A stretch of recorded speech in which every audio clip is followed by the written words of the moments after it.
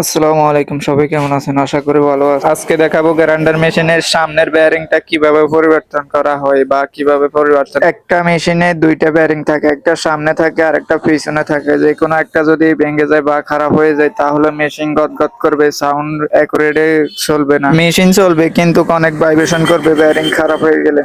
সামনের বেয়ারিং পরিবর্তন করার জন্য এই নাট সাইডটা খুলতে হবে। নাটগুলা খোলার পরে শেপটা এইভাবে বেরিয়ে আসবে পেনিয়াম সহ।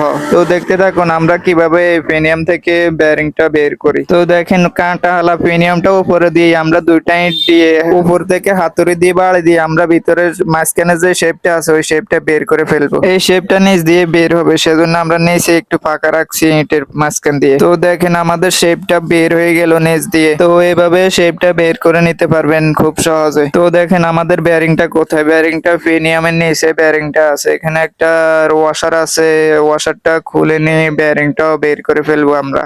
তো দেখতে থাকুন আমরা কিভাবে বেয়ারিংটা বের করি। এখানে একটা ওয়াশার দেওয়া আছে, লক লক দেওয়া আছে, লক ওয়াশারে। এই ওয়াশারটা চাইলে টেস্টার দিয়ে খোলা যায় বা একটা ফ্লাশ দিয়ে খোলা যায়। দেখেন চাইলে এই ধরনের ফ্লাশ দিয়ে খোলা যায়, আর নয়তো একটা টেস্টার নিয়ে হালকা চাড়ে দিলে এই লকটা বের হয়ে যাবে।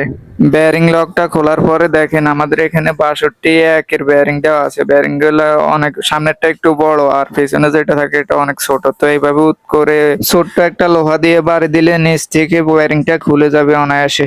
তো আশা করে ভিডিওটা বুঝতে পারলেন বা বেয়ারিংটা কিভাবে খোলা লাগে বুঝতে পারলেন। তো আজকের জন্য এই পর্যন্ত, আবারই দেখা হবে অন্য কোনো ভিডিও নিয়ে। তো সবাই ভালো থাকবেন, সুস্থ থাকবেন, আল্লাহ হাফেজ।